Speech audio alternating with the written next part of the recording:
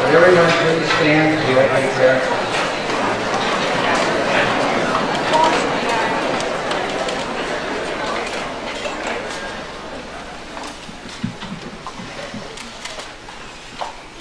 Let us pray. Oh God, we give you praise for this special night, for this chance to celebrate the lives of these students, for the achievements which have brought them to this night and to this place, for the many skills which they have learned, for the hopes and dreams which they cherish as they will leave this place and go on about their lives in the future. We pray, O God, in a very special way, the hopes, the dreams, the choices, and the goals which are these persons here tonight may be nourished by your Spirit, so that those choices may include your dream for their lives, and your hopes and your values, and the things which you can do to bring great joy and peace and love into the lives of all these folks. Oh God, we just give you praise. We celebrate what you've done, and we celebrate what you will do, as we give you honor and glory. Amen.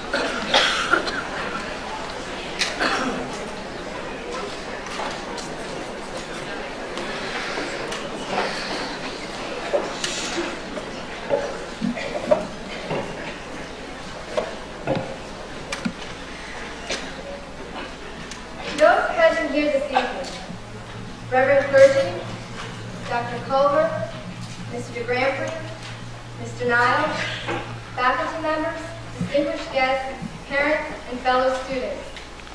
Tonight is indeed a special night for each one of us. It is a night full of anticipation and hope.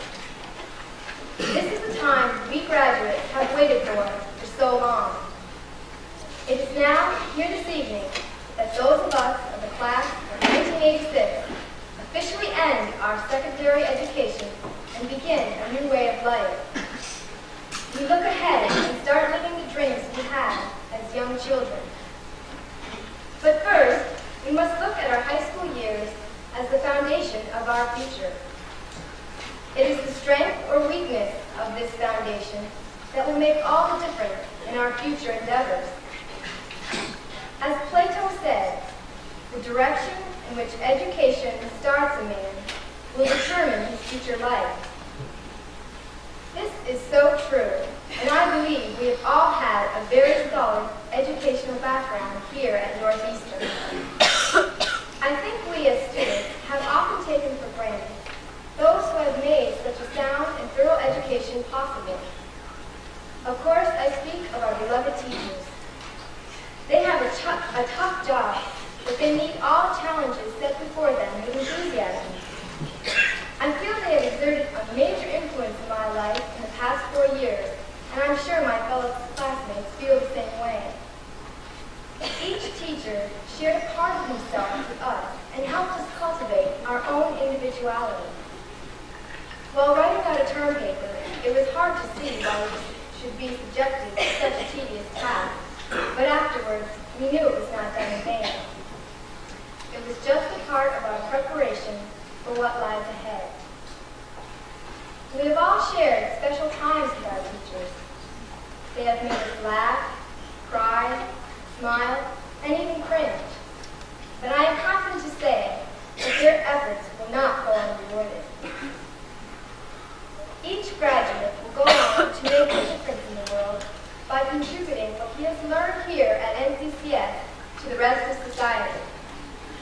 No matter what each of us will do with our lives, it will touch the lives of all of those around us, as the faculty here has touched our lives. So not only do our teachers deserve our gratitude, our parents and friends need to be thanked also.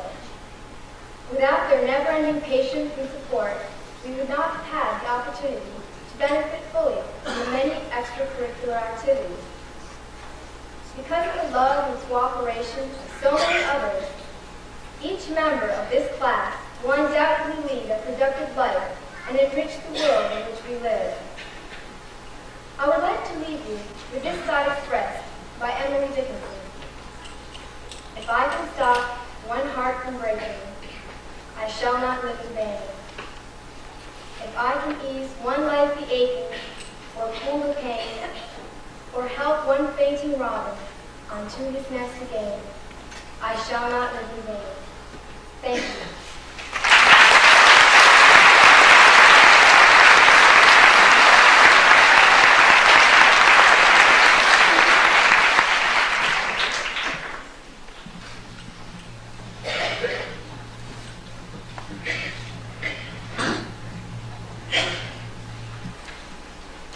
Reverend Clergy, Dr. Culver, Mr. DeGrampre, Mr. Niles, parents, friends, and fellow graduates. For so long, we as students have looked forward to this night. Countless are the times when the various pressures which affect high school students seem so immense that we claimed we couldn't wait for graduation. Tonight, I stand at this podium with mixed feelings about graduation and all that it entails. Graduation in itself is a beginning and an end. Tonight marks the beginning of our mature adult lives. It is in these next few years that we will determine how successful these lives will be. Many of us have chosen to continue our education. Others have chosen to pursue careers in the military. And still others have opted to enter the job market. We all face new opportunities. I am anxious for, and perhaps a bit apprehensive of what lies ahead. Our entire lives have been spent in a protective environment, surroundings that were designed for our success. As we have all come to know, the real world is by no means protective of its inhabitants. We each must struggle in order to reach the goals we have set for ourselves. I look forward to meeting the challenges ahead, yet fear the inevitable failures which often accompany these challenges. I am certain that what I have learned here will prove to be very helpful in assisting me to meet these challenges. And I speak with the utmost confidence when I say that the people behind me will handle these difficulties effectively as well. Just as graduation marks the beginning to what lies ahead, it also marks an end to what lies behind us. Our high school years are over, and in a way that is very saddening. Tonight is the last time that the class of 1986 will be together at Northeastern Clinton. We must say goodbye to special friends as we go our separate ways. I know how difficult this is. These people behind me are more than just classmates. We have become a family. In some cases, we have spent the last 13 years of our lives together, growing and learning more each day. During these years, we have created memories which will be with us far beyond the walls of NCCS.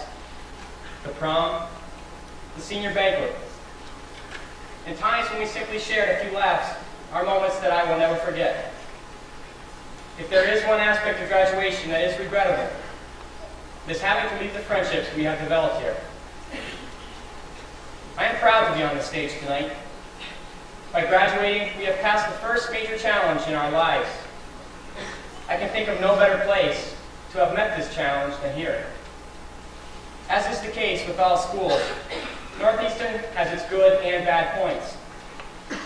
I feel, however, that people overlook those good points too easily. We have all received a good education. This can be seen by our 18 Regents Scholarship winners and our comparatively high grades on Regents exams. Much of the credit belongs to the NCCS faculty. And, as is always the case, we could never have reached this point without the support of our parents and family. but the major portion of the credit belongs to ourselves.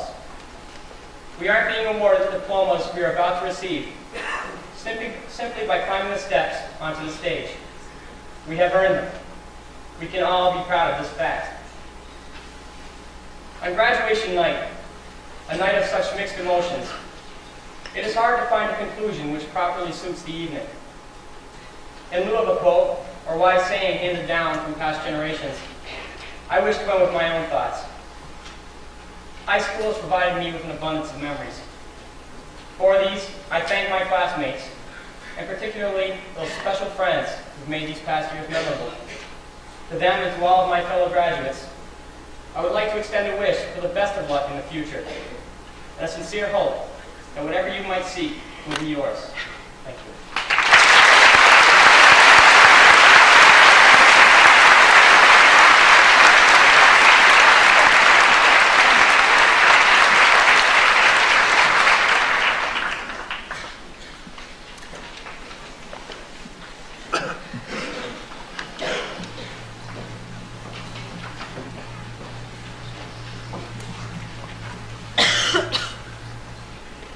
Reverend clergy, Dr. Culver, Mr. DeGrompre, Mr. Niles, fellow students, and honored guests. We are here tonight to witness an end. With the help of dedicated teachers, family, and friends, the class of 1986 has finally reached the goal to which we have long aspired, a high school diploma. These commencement ceremonies are a culmination of all the hard work put forth by many people. I'd like to commend the teachers and staff for the unlimited time and effort they have contributed to the students. Not only were they available for academic assistance, but usually they were friends. Another great influence was, of course, our parents. They were always there to encourage us through the difficulties, as well as celebrate the happy occasions. I'm sure there were many moments when our parents had to make sacrifices for our education, and only now do we truly appreciate that fact. There will be numerous opportunities open to us in the future, and this is obvious when one considers the several directions the class will face. We will each be facing a different facet of life, whether it is in college, military service, or a career. The world community today can be very complex and confusing. Therefore, we need people skilled in all areas to deal with current and upcoming problems. I feel that we have been directed to the right path of decision-making through the excellent education received here at Northeastern Clinton. Our education will help us not only in the here and now, but later on when we will be faced with upcoming problems. I sincerely hope that my class will not stop their formal education here tonight, as there will be many new things to learn, do, and see in our ever-changing world. We must take the chance and not be afraid of tomorrow. In the words of Carl Schurz, ideas are like stars. You will not succeed in touching them with your hands. But like the seafaring man in the desert of the waters, you choose them as your guide, and following them, you will reach your destiny. Thank you.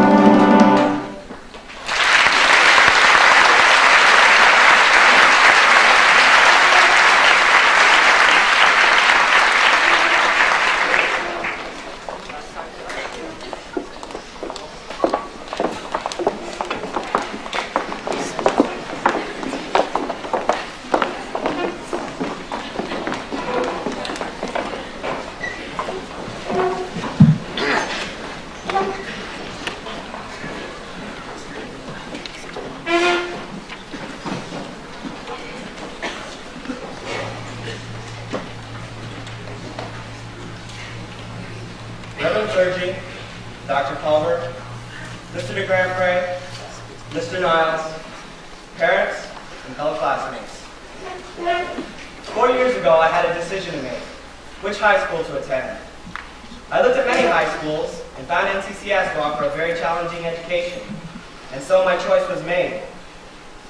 I feel that the 4 years I've spent at this school has given me a very sound foundation to build the rest of my life upon, and for this, I'm very grateful.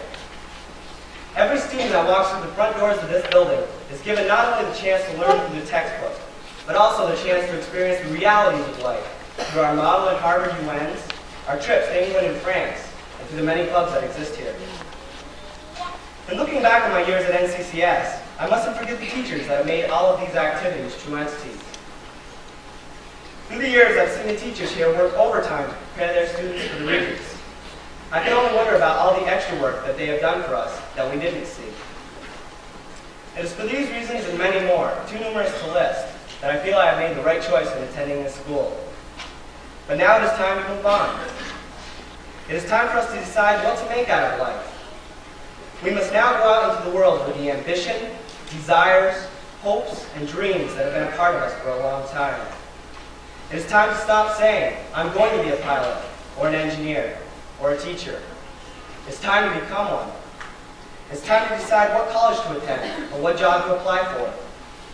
We must decide how much we want out of life, and how hard we're willing to work for it. From this point on, decisions such as these must be made by each and every one of us. And the thing to remember when making these decisions is that the easier road to follow is not always the best. The very first decision to be made is whether to go to college or not. I personally would urge anyone who is willing to do the work to go to college, but we must realize that college isn't for everyone. And the important thing isn't whether one goes or not. The important thing is that no matter what you do, whether it be to go to college, join the service, or to get a job, you do it well. Take pride in yourself and in what you do, and perform your duties to the best of your abilities. If our education at NCCS has taught us anything, it is this: in order to succeed, we must work hard. There are no teachers within this institution that will pass a student who doesn't try his best to do quality work, and this is probably the best lesson that NCCS has to offer. I can only hope that the graduates behind me aren't afraid of the challenges that lie ahead. I hope that they don't base their career decisions on the difficulty of the task, for the worthwhile things in life don't come easy. Robert Frost says just this in his poem, The Road Not Taken. And tonight I would like to impart upon you an excerpt from this poem. It reads as follows: I shall be telling this with a sigh, somewhere ages and ages hence. Two roads diverged within a wood, and I took the one less traveled by, and that made all the difference. Right now, all of us on this stage are standing at that very point in the woods where the two roads diverge. I can only hope that 10 years from now we can all look back without any regrets upon the roads we have chosen. I hope that we can look back and see that our choices weren't swayed by insecurities or lack of ambition. I hope that we can make our teachers and parents proud of the individuals that they have helped us to become. And as we now stand where the two roads diverge, I hope that we will all choose the road less traveled by. For that will make all the difference. Thank you.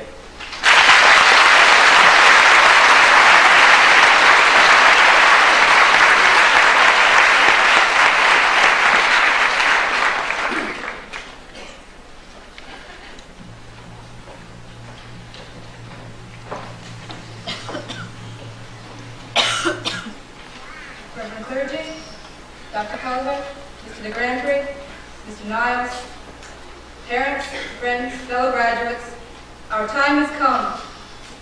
We, the class of 1986, have reached the end of our stay at Northeastern Clinton. The climb has been a long and arduous one, but at long last the peak has been reached. Many obstacles, some seemingly insurmountable, were encountered during our trek, but thanks to our teachers, our parents, and our own individual wills to succeed, the pathway cleared, allowing us to resume our determined ascent.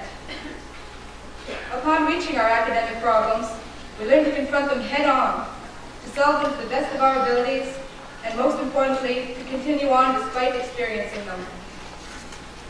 During our period at NCCS, we acquired a multitude of knowledge, the most substantial of which being the ability to depend upon ourselves and our own skills, yet still knowing when to inquire of others for guidance.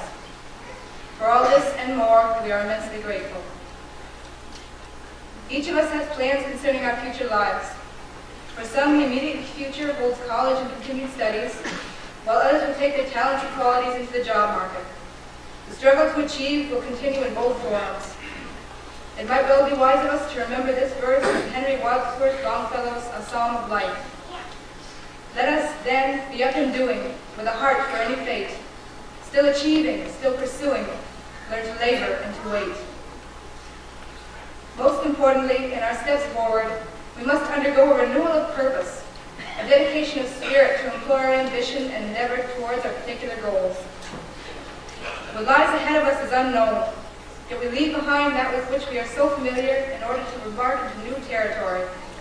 Each venture is a new beginning, wrote the poet T.S. Eliot, and so we create for ourselves a fresh origin from which we shall fly to higher, more lofty points.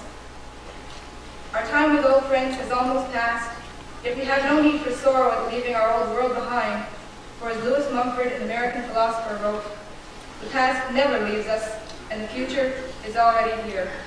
Thank you.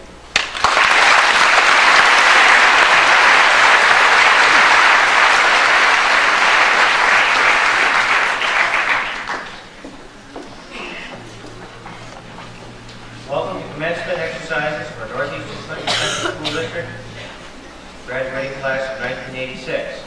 This evening we have 143 graduates. To the graduates of the class of 1986, my warmest congratulations and best wishes for success in the future. Come back and see us often. We surely are going to miss you. Happiness in all of your endeavors. It is my privilege at this time to present awards to members of this outstanding class. Mr. Charles Niles, Chairman of the English Department at Northeastern Clinton, will assist me in making the presentations. I would have an announcement to make before we begin. I've been asked to announce that the graduation exercises will be broadcast on Channel 21 Monday evening at 6 and 9 p.m. We will begin with the New York State Regents Scholarship winners. Dean Baker,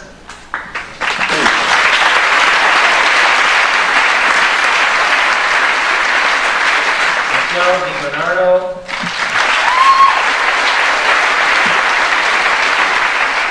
David Dion,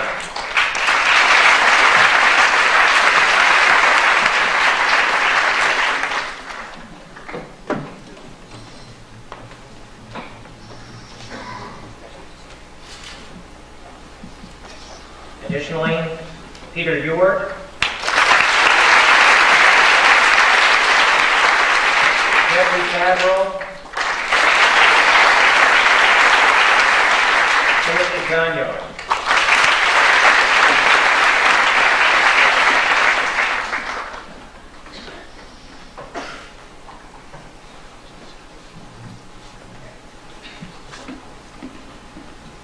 Joseph Grimshaw,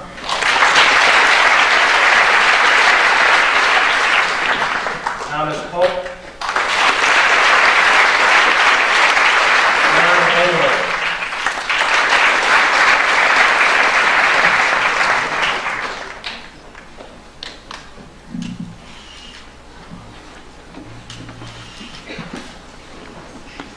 Daryl LaPointe,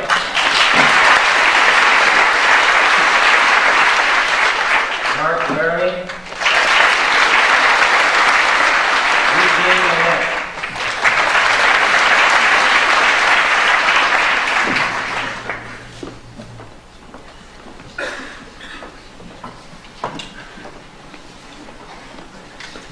Teresa Moore, Dean Pelkey, Nicole Racine, Michael Unruh.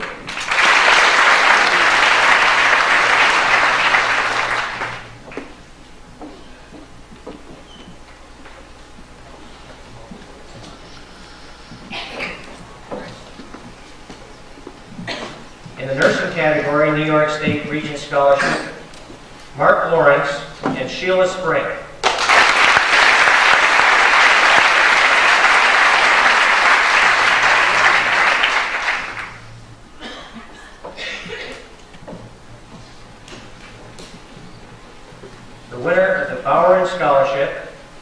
Michelle DiBernardo.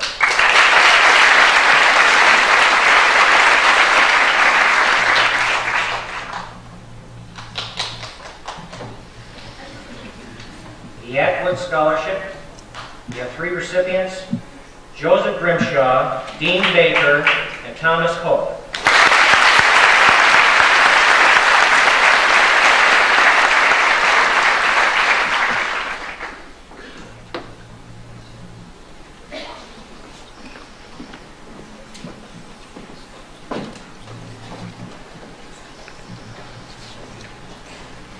The St. Lawrence University Scholarship is awarded to Nicole Racine.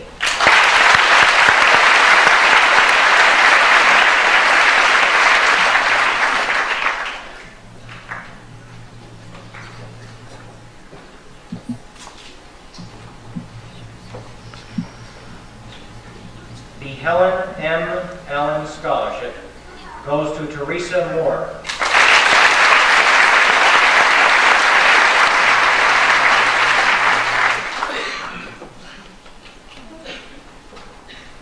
The Clarkson University Scholarship will be received by Peter Ewart.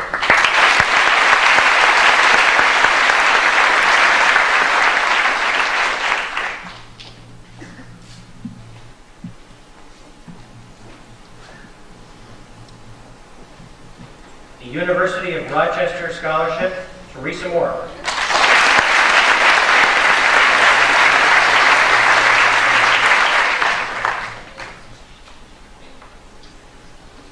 Central City Business Institute, a $2,000 scholarship to Janet Chapman.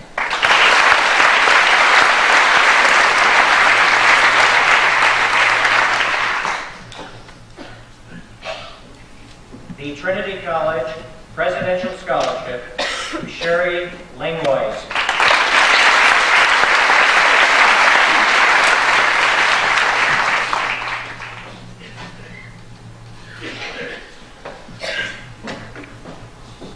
The Martin C. Alford Drama Award is presented to 4 graduates: John Langley, Lisa Delia, Janet Chapman, Todd Haston.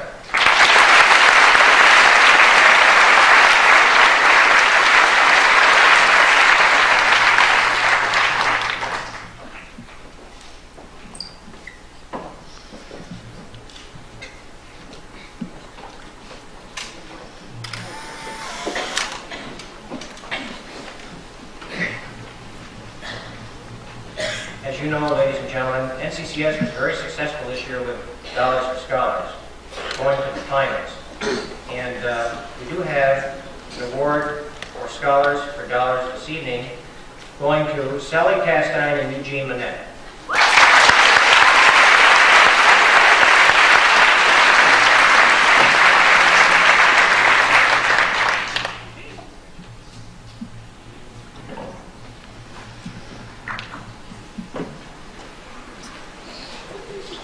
The Woodman of the Year Award is presented to Timothy Gagno, Outstanding History Student.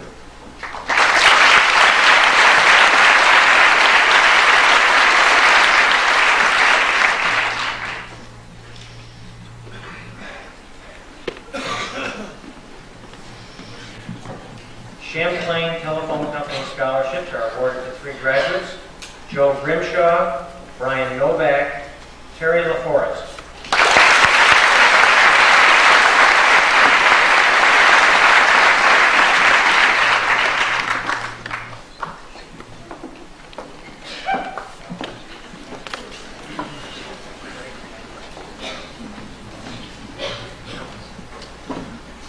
The American Legion hosts 767 awards. Champlain American Legion are presented to 6 graduates this evening: Dean Pelkey, Darrell LaPointe, Earl D. Watts, Tricia Hicks, Nicole Racine, Louise LaFawn.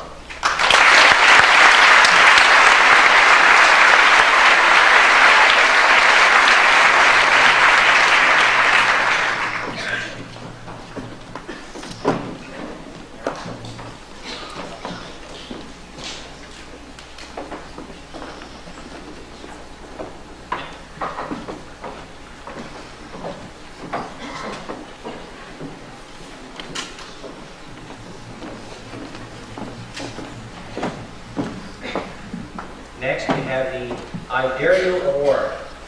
It goes to Timothy Nugent and Tracy DeCoste.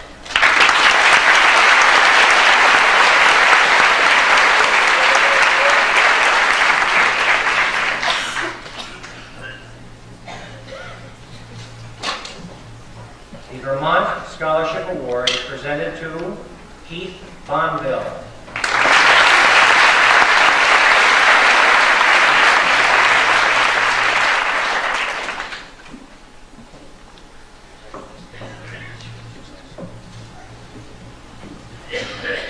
Health Career Club Awards to Tammy Neverett and Sheila Spring.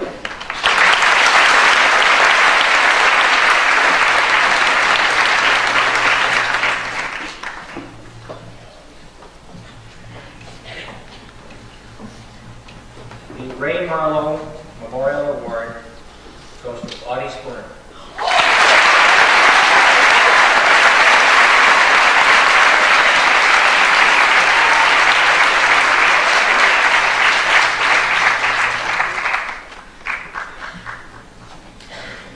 The Rouse's Point Fireman Award presented to Casey LeFay.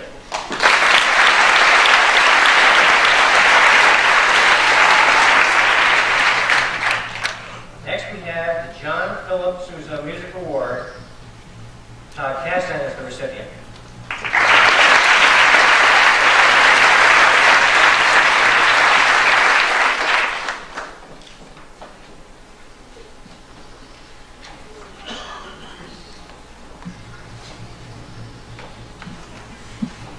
The Masonic Regional Scholarship goes to Lisa DeLeo.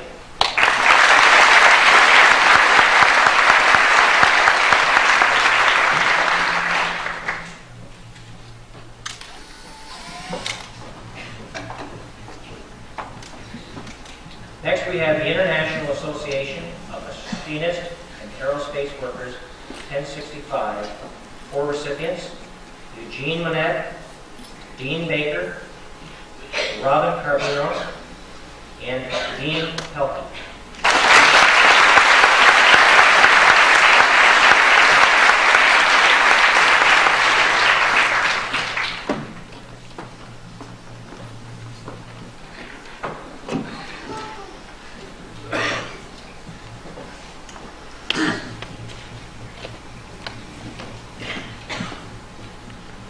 Our Wildlife Award is presented tonight to Matthew Fontaine.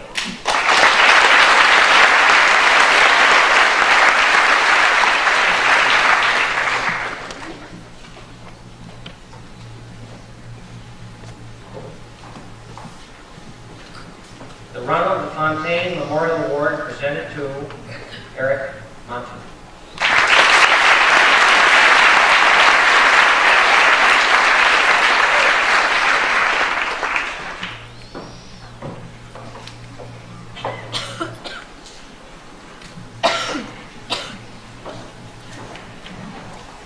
The Rouse's Point Presbyterian Christian Citizenship Award goes this evening to Robert Baker.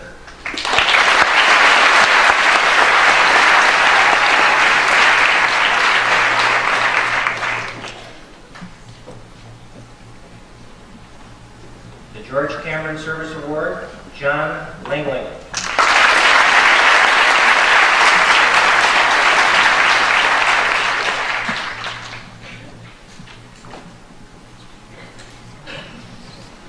The Bosch and Long Award, Nicole Racine.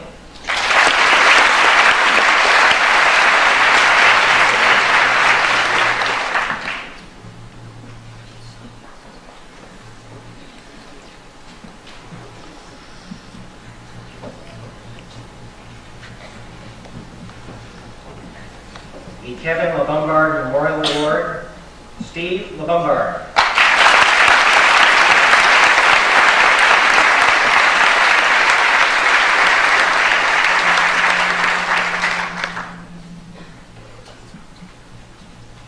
Moores High School Alumni Association Award, $300, goes to Timothy Gagno and Kenna LaPorte.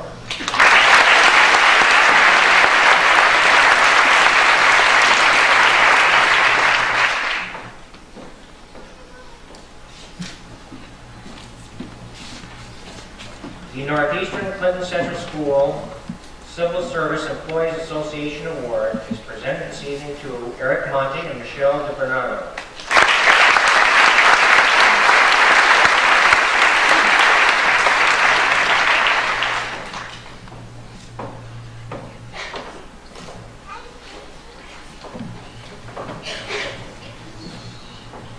The American Legion Auxiliary Unit 767 Award this evening is presented to Jeffrey Favreau and Sheila Peckett.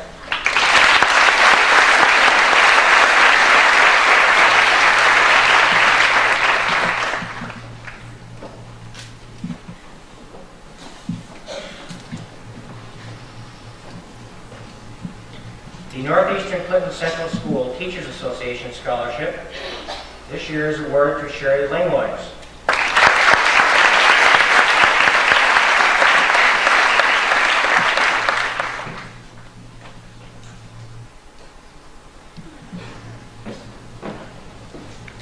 The Rural Theater Award. This is a scholarship for the most outstanding student with promise in theater arts. Is presented to Lisa DeLea.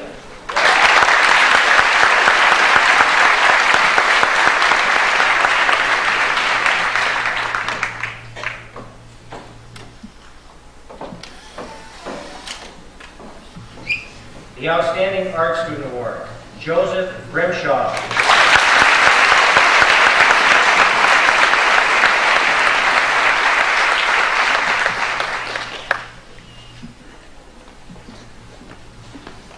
Outstanding Secretarial Award, Lori Provancha.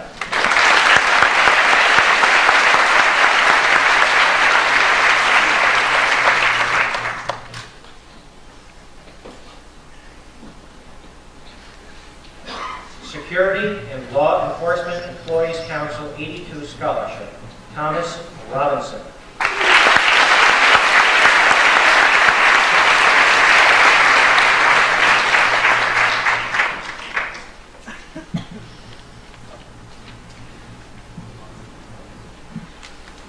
We have now Clinton Community College Course Credit Awards. They go to a number of individuals. Begin with Elizabeth Ankto, Jonathan Bach, Dean Baker, and Deborah Baker.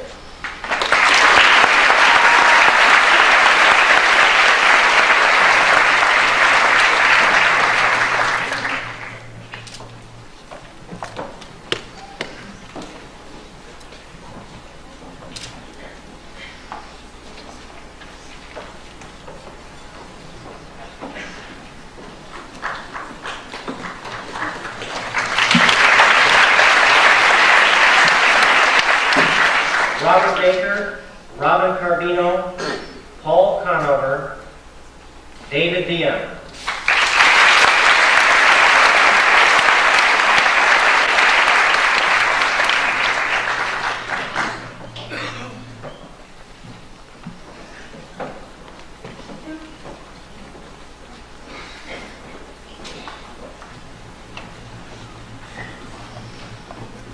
Peter York, Danny Favreau, Timothy Gagno, Tammy Hemingway.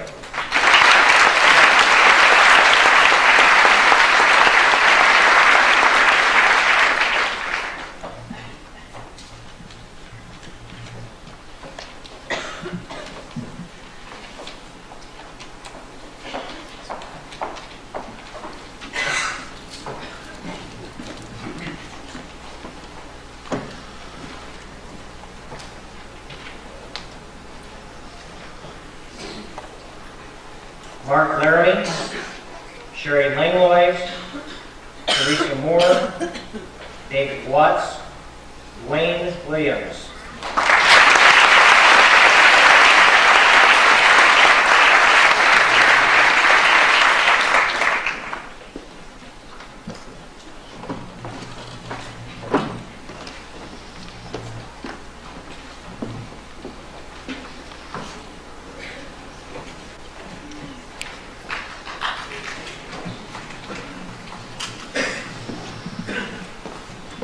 Next is the John T. Zerlo Award. This year it is presented to Diane Duquette.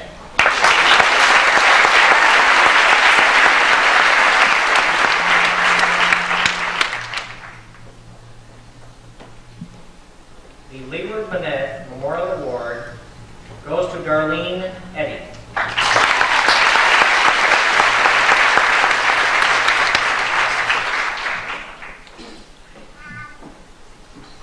The Rouse's Point Champlain Kiwanis Club 1986 Scholarship, Peter Ewart.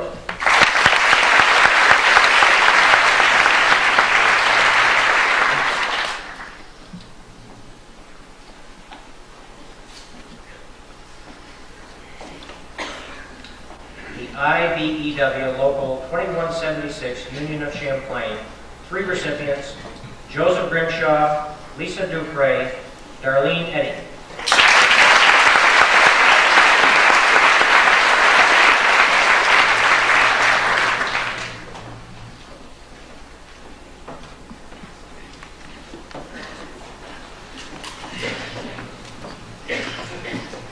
The Champlain Women's Literary Club Award presented to Mark Laramie.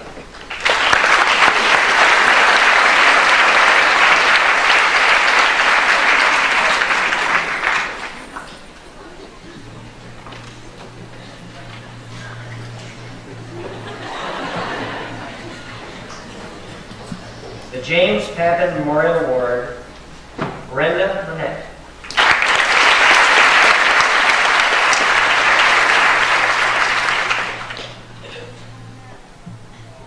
The Philip Hippie Poulan Memorial Award to Sarah Hundeman.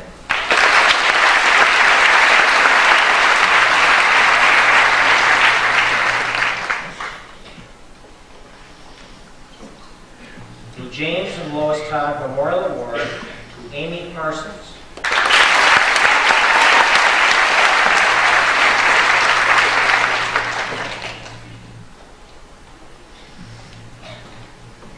The Sarah S. Burt Scholarship goes this year to Lisa D'Elia.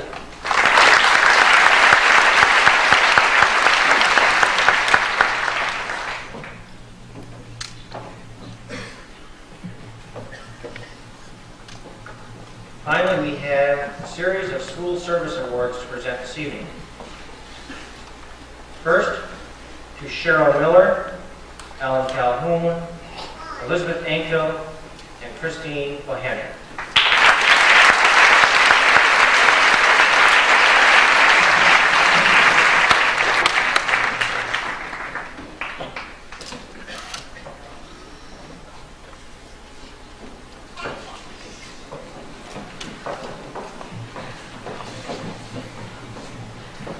To Jonathan Bach, Lisa White, Tim Nugent, and Lori Scheneberger.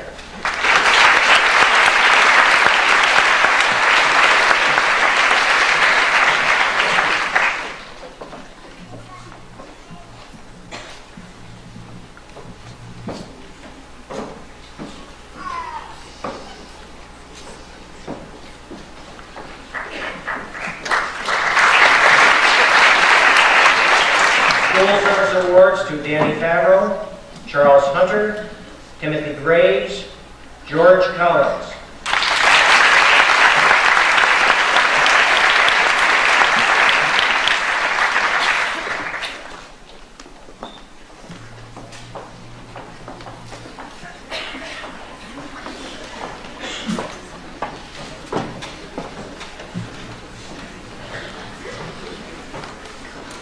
Heidi King, Daniel Lapierre, Bridget Leahy, Casey Lefebvre also are receiving school service awards this evening.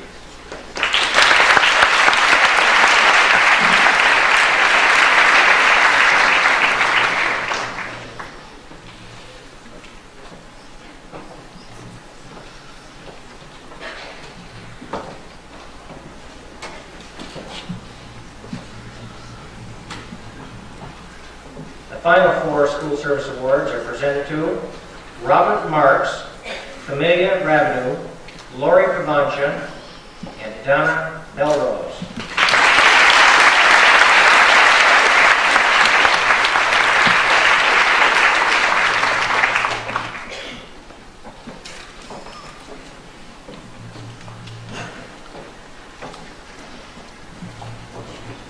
Let's have a big round of applause for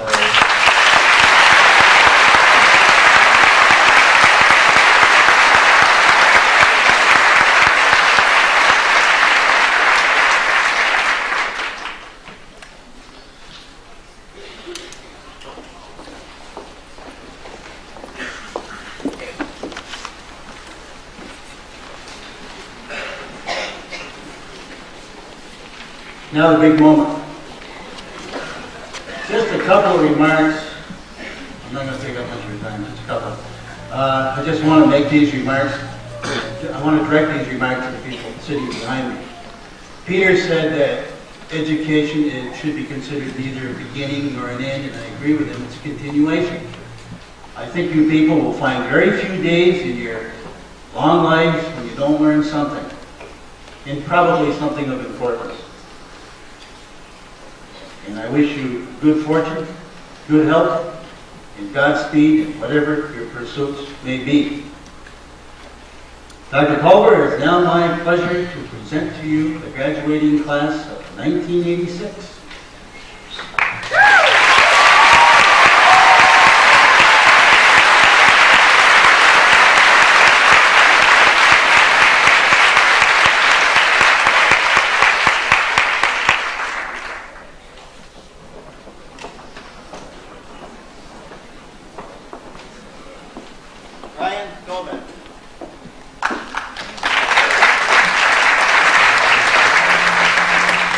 Daniel Thierret.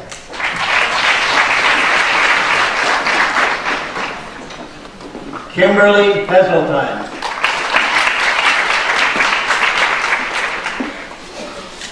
Louise LaFountain. Laura LaFave.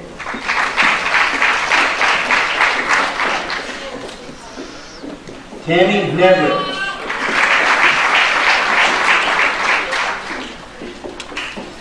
Kamala Rabideau.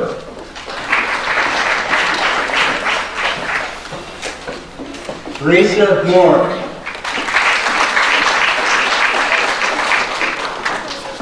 Casey LaFave. Bridget Leahy.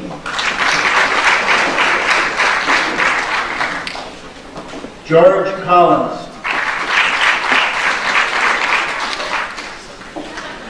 Stuart Reed. Ken Friend. Kevin Sample. Robert Baker. Lisa Dupree. Diane Duquette.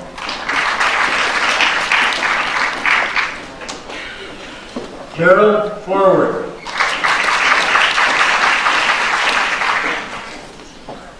Patricia Barkham.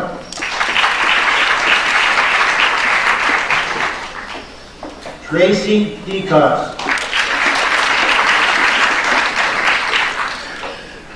Timothy Gagnon.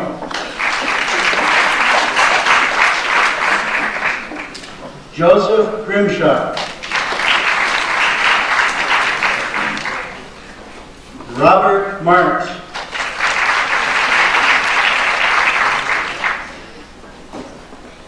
Audie Spooner. Anthony Grant.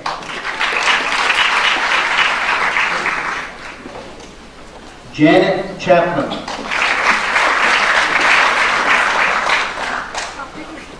Sheila Pepin.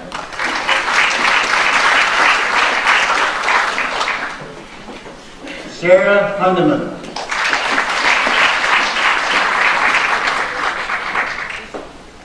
Kenna Lepore.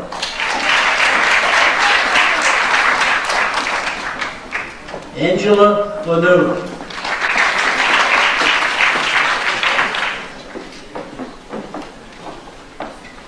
Michael Unruh.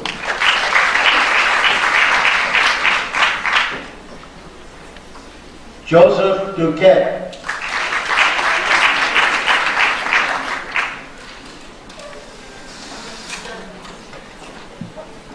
Scott Peterson.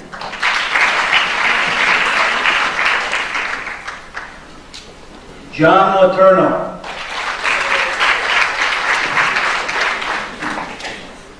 Jonathan Bach.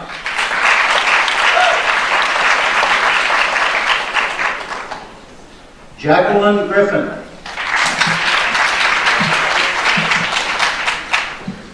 Lori Provencher.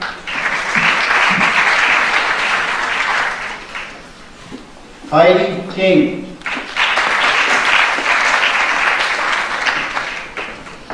Tony Rebido.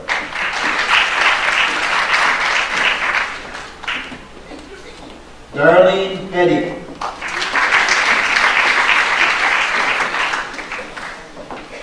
Scott Dubik.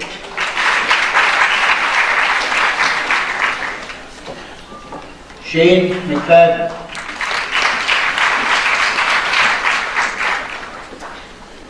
Timothy Bushy.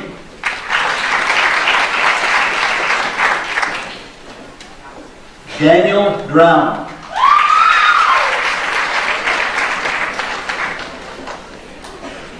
Kyle Percy. Lisa Castine.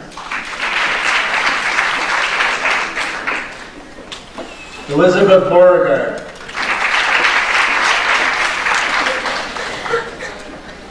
Elizabeth Anktil.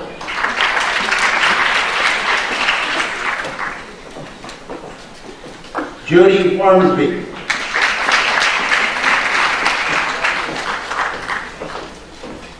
Lori Schenevert.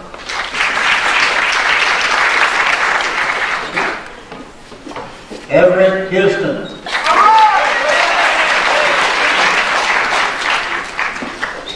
Daryl LaPointe.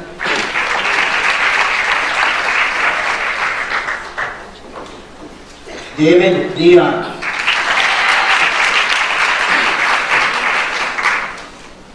Dean Pelkey.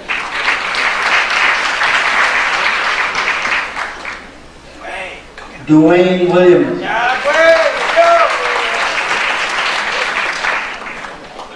Glenn McGee. Lori Moores.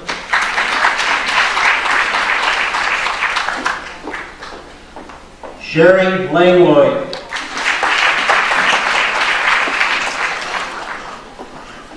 Lisa White.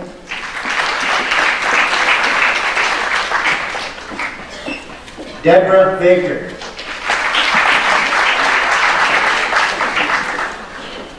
Eugene Manette.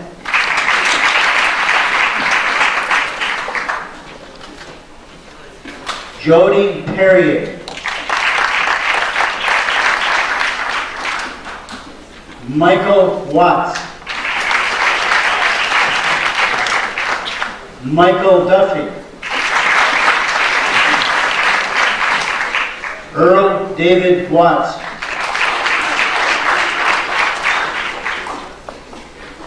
Eric Monty. Christopher Flanagan. Mark Laramie. Kelly Bracey. Thomas Hoke. Christopher Blake.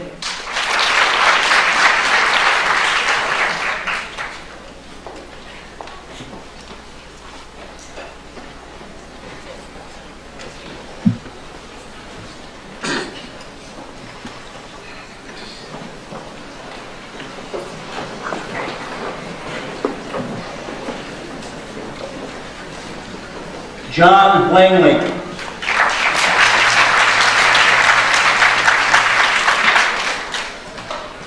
Marcel Rebido.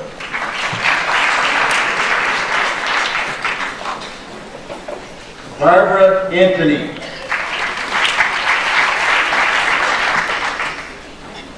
Carolyn Dupree.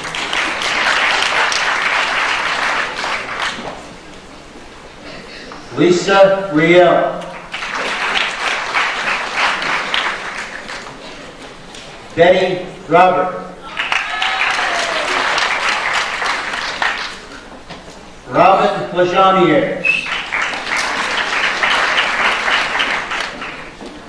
Cheryl Miller.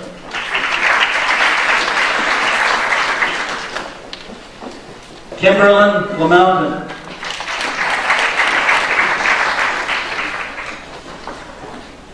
Brenda Manette.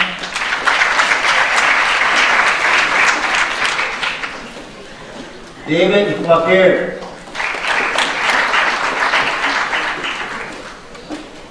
David Busty.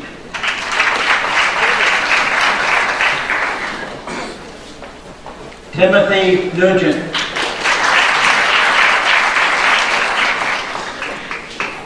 Peter York.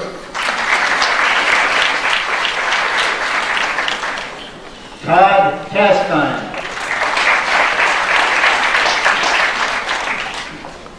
Mark Lawrence. Leslie Grace.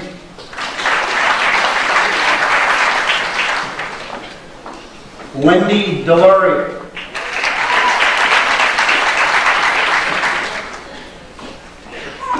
Sally Castine.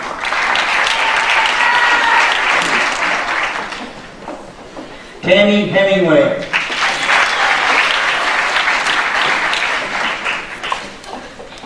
Danny Favreau. Keith Bonville. Stephen LeBombard.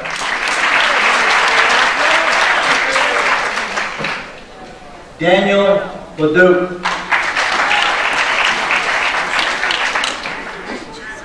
Donald Bohannon. Claudine Prairie.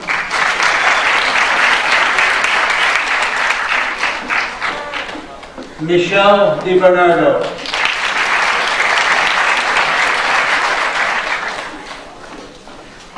Amy Parsons.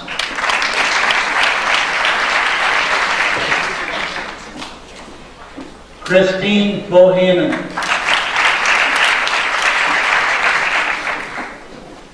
Tammy Girard.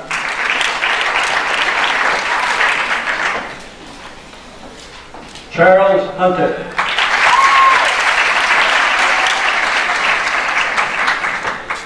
James Brennan.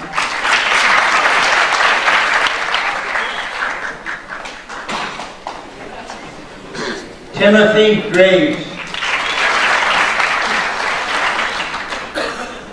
Jason Juno.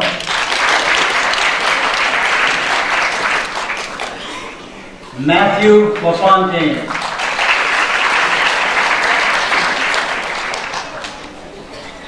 Robin Carbino.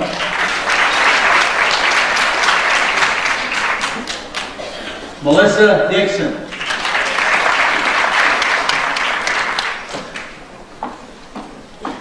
Terry LaForest.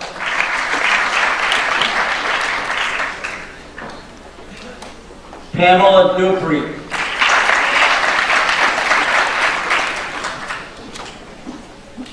Sheila Spring.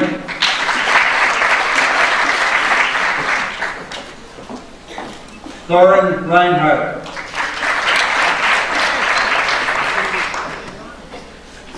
Michael Brassard.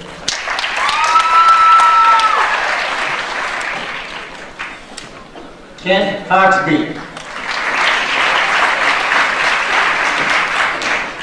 Trevor Gamache.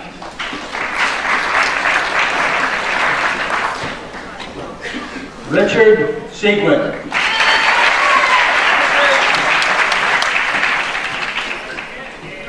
Kristen Blow.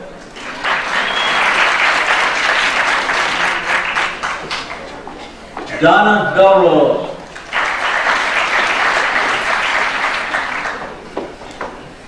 Stacy Brooks.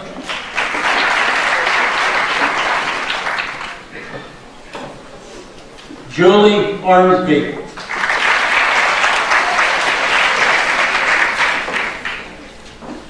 Tricia Hicks.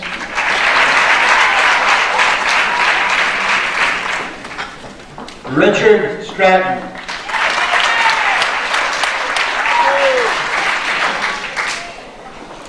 Kevin Stokes.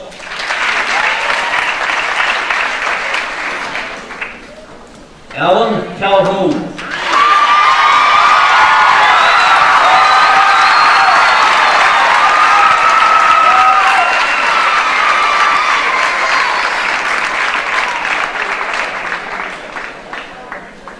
Joseph Robert.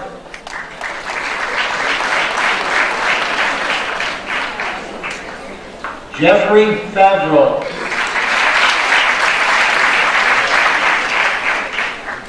Dean Baker.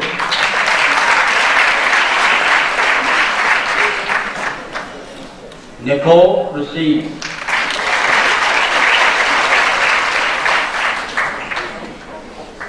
Lisa Dalia.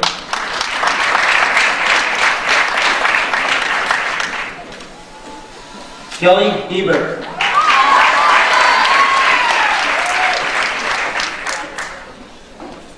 Karen Delro.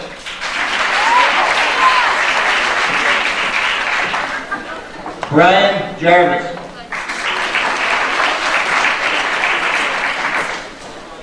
Jason Racine.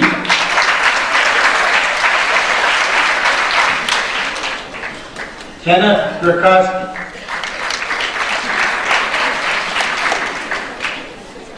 Daniel Verrier.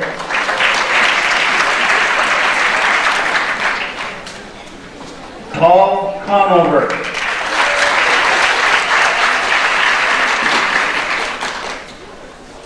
David LaForest.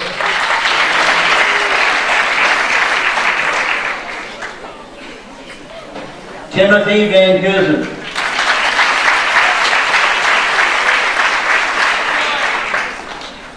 Christopher Bedard.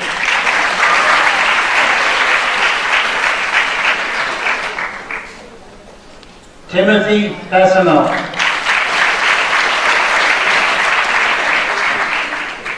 Thomas Robinson.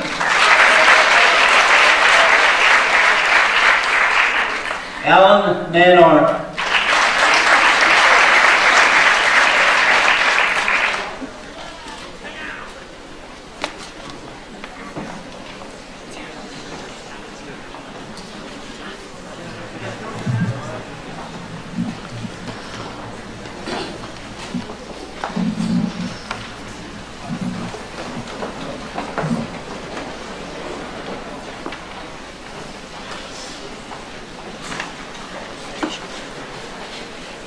Let us stand and pray for our graduates.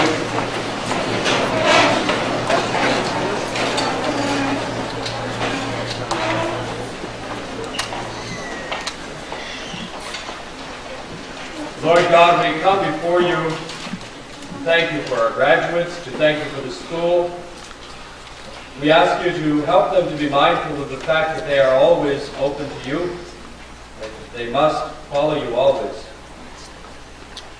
Help them to respect one another and respect those they meet, to be always aware that others, as well as their futures, are determined by themselves. We ask this and we make our prayer for our graduates. We ask all things in the name of Jesus, who lives and reigns with the Spirit, one God, forever and ever. Amen.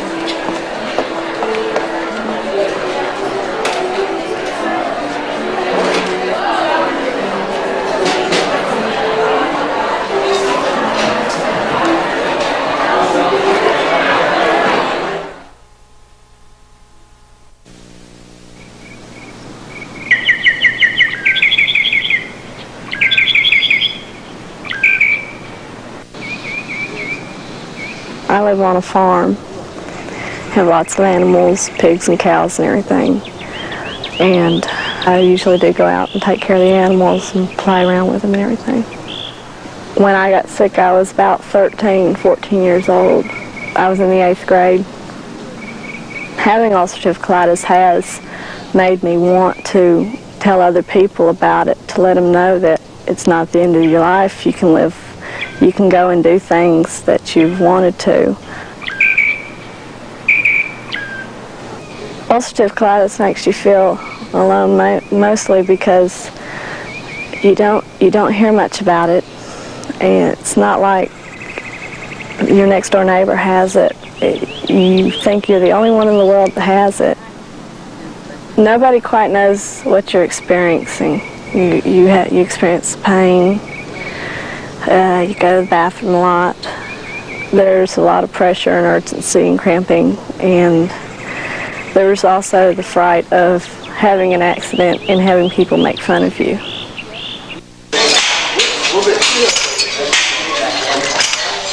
When I first noticed it, it hurt like hell. I was just in pain all the time. The pain inside felt like a fire or something just eating away at your insides, you know. I made sure that no one saw that I was in pain at school.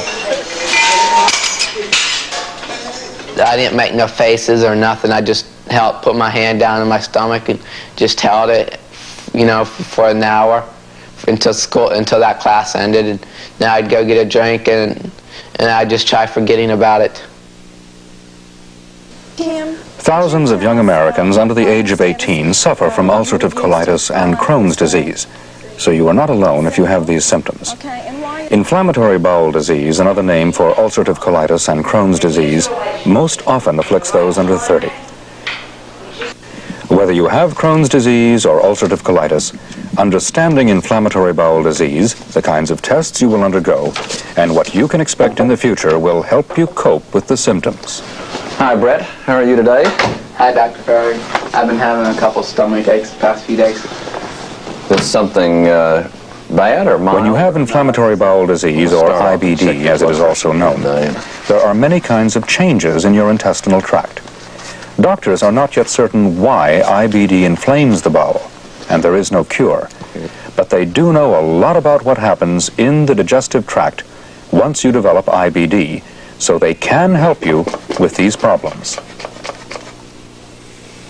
Digestion and mixing begin when food passes down your esophagus and into your stomach.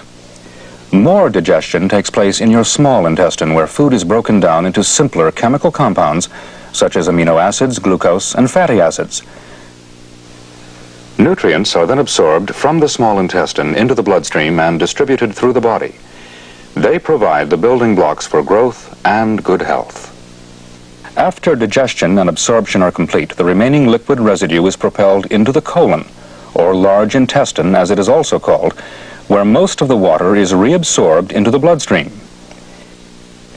Inflammatory bowel disease interferes with the normal functioning of the intestinal tract. In Crohn's disease and ulcerative colitis, part of your intestine will be inflamed, which means it may be red, swollen, and ulcerated. This inflammation causes your symptoms. Crohn's disease can involve any part of the intestinal tract. The ileum, or lower part of the small intestine, is the most commonly affected area. Crohn's disease of the ileum is called ileitis.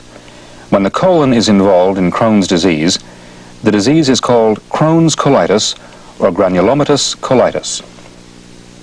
In ulcerative colitis, inflammation appears only in the colon, and sometimes just in the lower part of the colon called the rectum. When IBD affects the small intestine, particularly when large areas of the bowel are involved, some nutrients will not be absorbed. You may have diarrhea and weight loss and show signs of undernutrition. If only a few inches of the small intestine are affected, digestion and absorption may be normal. In that case, your only symptoms may be loss of appetite, pain, and cramping. These may be worse when you try to eat.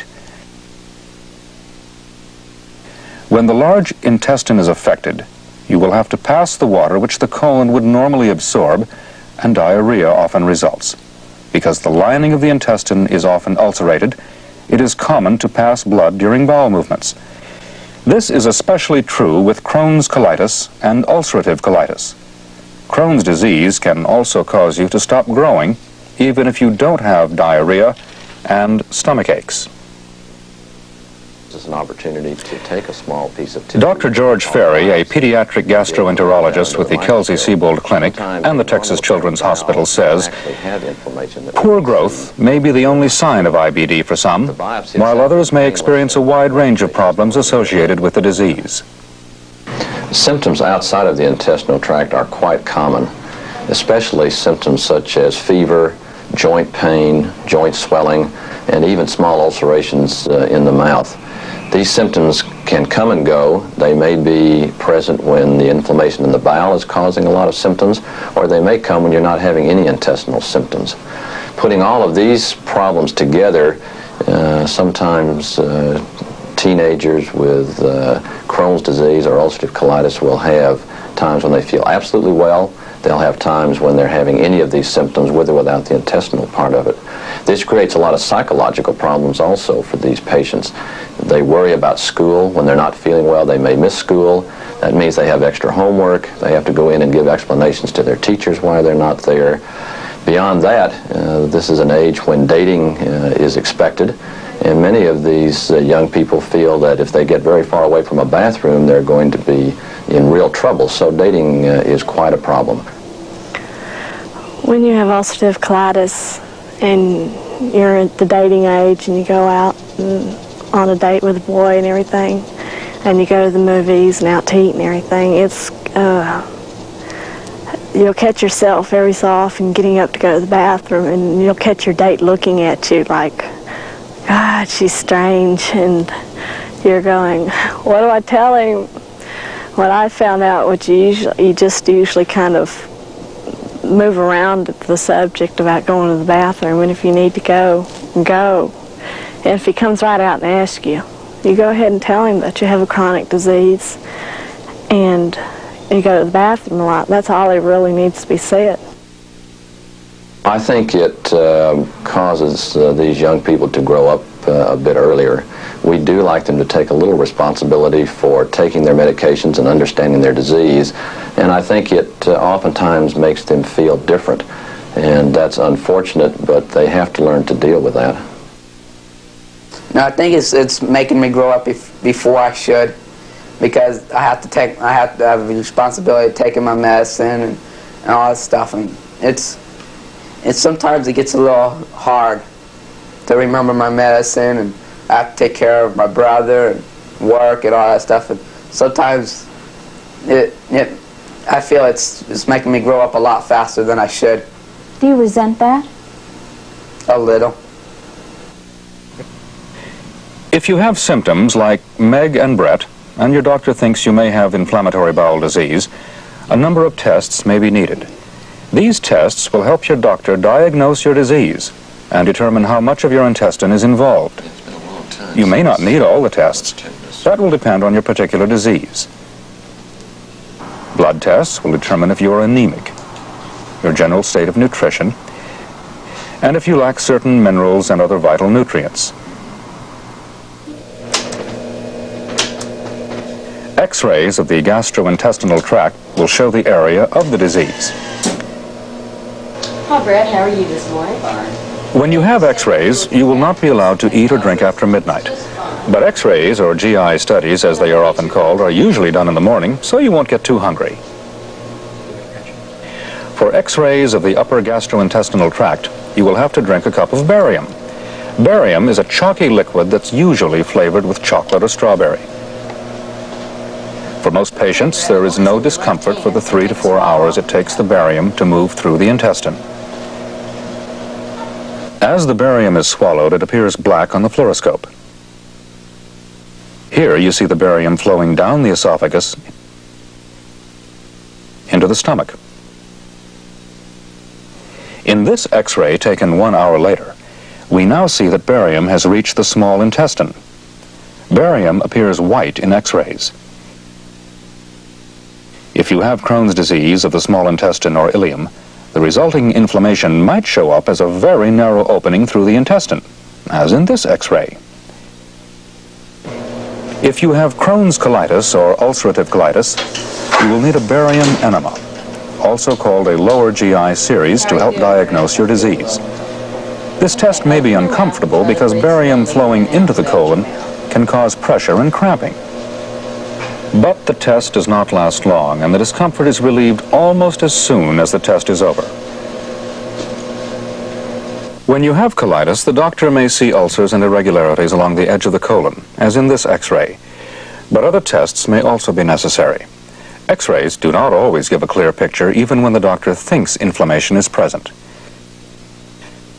You can see the tip. To pinpoint the degree and extent of inflammation, the doctor may use a colonoscope to examine your colon internally. We don't miss anything. The colonoscope is a flexible instrument, but it can cause discomfort as it pushes and stretches the intestine on its way through your colon. A sedative can relieve this discomfort and may enable you to sleep through the test. With the colonoscope, the doctor will see ulcers like these if you have inflammatory bowel disease. It's important to actually look through a colonoscope and see the lining of the intestine for several reasons. One is that this may be the only way to make a diagnosis. Sometimes X-rays are not adequate to actually pick up Crohn's disease or ulcerative colitis, and looking directly is the only way to see the disease. It also gives us a chance to find out how much of the bowel is involved, and it also gives us an opportunity to take a small piece of tissue, what we call a biopsy, and be able to look at that under the microscope. Sometimes a normal appearing bowel will actually have inflammation that we can see looking through a microscope. The biopsy itself is painless, and most patients don't even realize we've done that.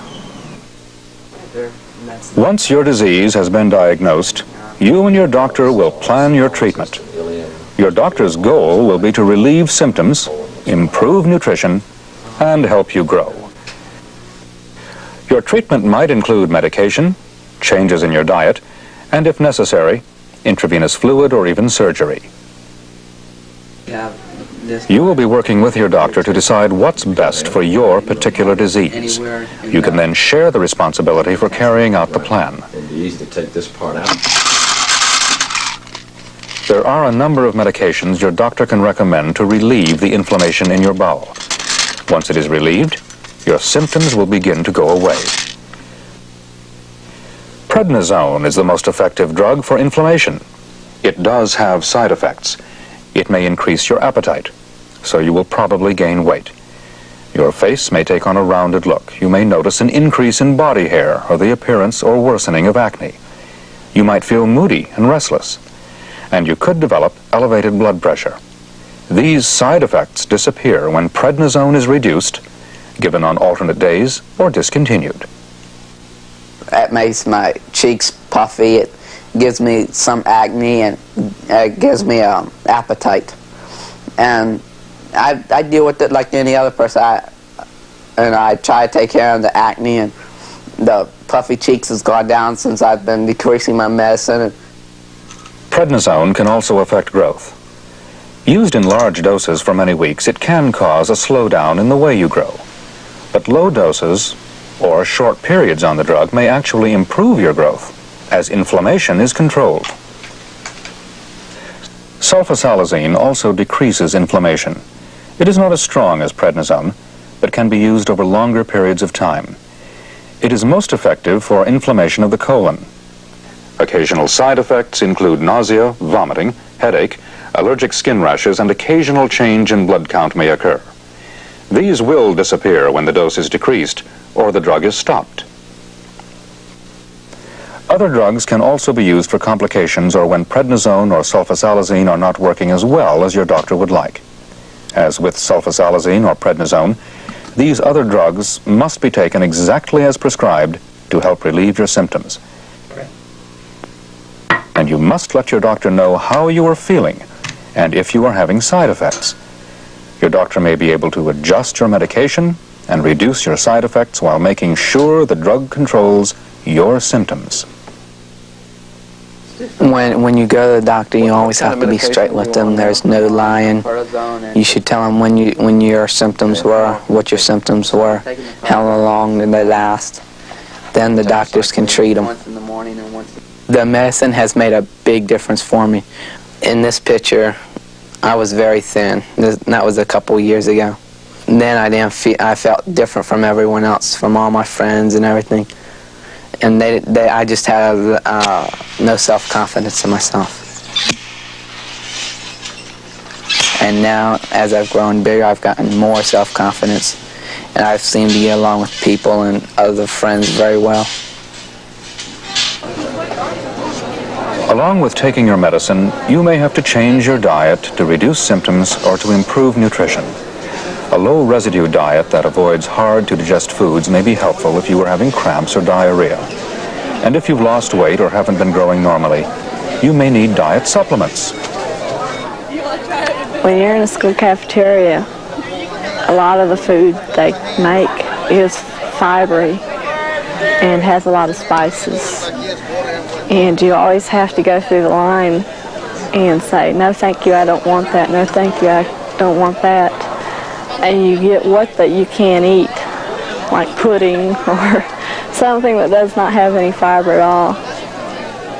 And it's really hard when you're put in a situation like a school cafeteria or Christmas at somebody's house, and all they have is fibery foods, spicy foods, spiced foods, smoked foods.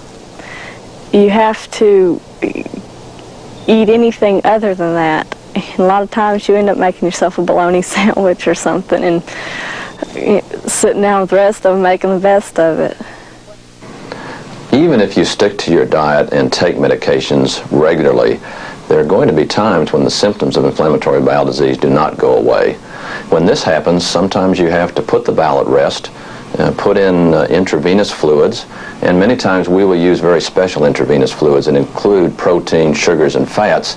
This is what we call total parenteral nutrition, or TPN. Sometimes we do this for a few days to several weeks to allow the bowel to rest and heal up. Since medications work very well to control the symptoms of IBD, surgery is rarely needed. However, there are times when complications occur and surgery is the only thing that is going to improve symptoms. This is usually when complications such as obstruction or continued bleeding will not respond to medications. You as a patient will continue to feel bad, and the only way to get you well is to take out the inflamed tissue. Crohn's disease and ulcerative colitis are chronic diseases that come and go. We hope the ideas in this report will help you cope with IBD. With ulcerative colitis, you can do just about anything you want to. You shouldn't be afraid of continuing your life like you have been. Sports, I was in swimming. I was on the varsity team my freshman year. I lettered. I was in the regionals. There's nothing you can't do. It's just you have to be on top of things and know what your limitations are.